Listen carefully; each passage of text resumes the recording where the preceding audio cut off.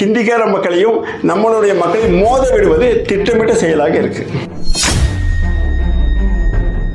பெரிய கட்சிகளும் அவர்கள் கட்சிகள் என்பதை தாண்டி கார்ப்பரேட் நிறுவனங்கள் தான் நம்ம சொல்லணும். அவர்கள் கூட்டத்துக்கு சேர்க்கும் போது பார்த்தீங்கன்னா எந்த கட்சியை சாராத மக்களை அந்த துண்டை போட்டு காசை கொடுத்து கூட்டத்தை சேர்ப்பது வழக்கம். ஆனால் பல இடத்துல நடந்தது எக்ஸ்பிரஷன் சொல்லுவாங்க, கம்மி பண்ணி 200 ரூபாய் 100 ரூபாய் கொடுத்தா கூட ஹிந்திக்காரர்களை அதிகமாக சேர்த்துலான்ற ஒரு புதிய யுக்தியை பாரதிய ஜனதா இந்த மண்ணில் கற்றுக் கொடுத்தது என்று தான் நம்ம சொல்ல வேண்டும்.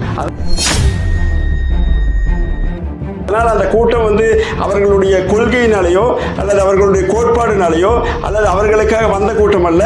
300 ரூபாய் கொடுக்கிறது 100 ரூபாய் கொடுத்து அதிகமான சேர்த்த கூட்டம். அரபுகள் வரைக்கும் பார்த்தீங்கன்னா அதிகமான புகைப்படங்களில் பார்த்தீங்கன்னா வட இந்திய வாலிபர்கள், ஹிந்தி தெரிந்தவர்கள், தமிழ் தெரியாதவர்கள், அதாவது நம்ம தமிழ்நாட்டை சாராதவர்கள், ஆந்திரா கர்நாடகா போன்ற